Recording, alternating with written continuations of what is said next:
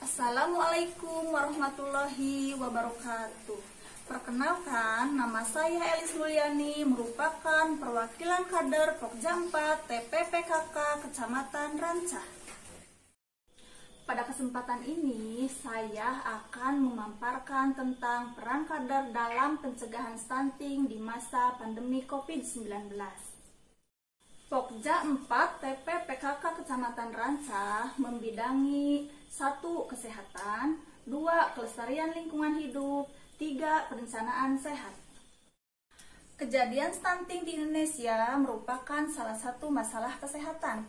Pada tahun 2019 di Kecamatan Rancah terdapat 153 anak mengalami stunting dan telah dilakukan analisis faktor-faktor penyebab kejadian stunting yang memberikan gambaran sebagai berikut. Dari faktor lingkungan diketahui 100% tidak mempunyai spal yang memadai.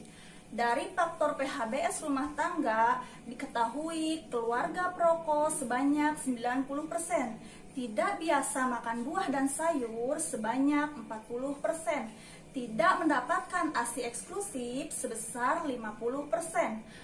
Faktor status gizi ibu hamil kekurangan energi kronik atau KEK sebesar 60%. Faktor paritas lebih dari 2 anak sebesar 50%.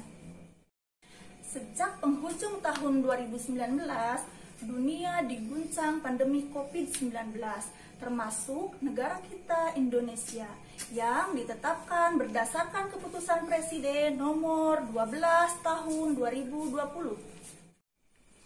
Sejak ditetapkannya keputusan Bupati Ciamis nomor 443.2-139/HUK-2020 tentang penetapan status siaga darurat bencana wabah penyakit coronavirus disease 2019 atau COVID-19 di Kabupaten Ciamis, maka setiap kegiatan harus memperhatikan protokol kesehatan, yaitu menjaga jarak, menghindari kerumunan, menggunakan masker, dan yang lebih penting sering mencuci tangan pakai sabun atau menggunakan hand sanitizer.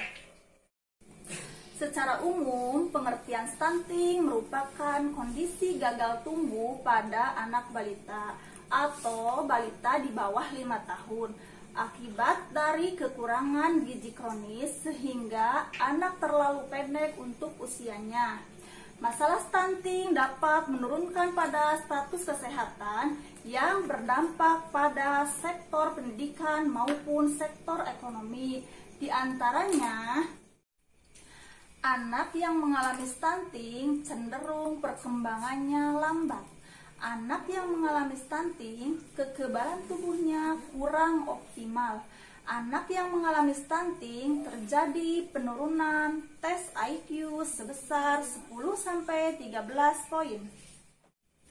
Seorang dewasa yang mengalami stunting cenderung kurang produktif akibat fungsi tubuh yang kurang optimal.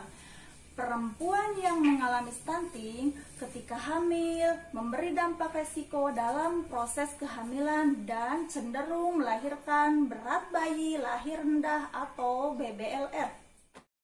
Pokja 4 TPPKK mempunyai peranan penting dalam pencegahan stunting dengan upaya intervensi sensitif maupun intervensi spesifik.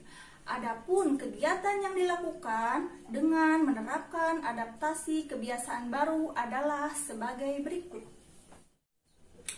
A. Program kesehatan. 1. Kunjungan rumah balita stunting untuk kajian analisis faktor-faktor penyebab terjadinya stunting di Kecamatan Rancah. 2. Pendampingan pemberian PMT pada ibu hamil kekurangan energi kronik bersumber dari dana desa. 3. Pendampingan pemberian FE pada remaja putri sehubungan pembelajaran daring pada siswi SMP atau SMA dilakukan kunjungan rumah, didahului janji temu agar tepat sasaran dan menghindari kerumunan. 4. Pendampingan kepatuhan pemberian tablet FE pada ibu hamil anemia dilakukan oleh kader Dasawisma. 5. Pendampingan pemberian ASI eksklusif melalui kegiatan kelopak ASI atau kelompok ASI eksklusif. 6. Pendampingan PMT pemulihan pada balita stunting dengan cara kunjungan rumah. 7. Sosialisasi makanan pendamping ASI melalui WhatsApp grup sasaran Posyandu. B. Program kelestarian lingkungan hidup. 1. Sosialisasi dan advokasi membuat spal komunal. 2. Pemberantasan sarang nyamuk melalui gerakan Jumat Bersih.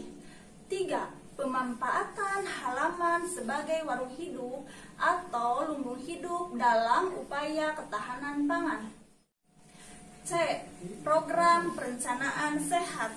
1. Sosialisasi penundaan usia pernikahan muda. 2. Edukasi pada calon pengantin untuk menunda kehamilan pada masa pandemi COVID-19. 3. Melalui kunjungan rumah dan mengoptimalkan WhatsApp group menggiring sasaran menggunakan alat kontrasepsi MJP atau metode jangka panjang dalam mewujudkan norma keluarga kecil bahagia dan sejahtera. Demikian yang dapat saya sampaikan. Mohon maaf atas segala kekurangan. Wassalamualaikum warahmatullahi wabarakatuh.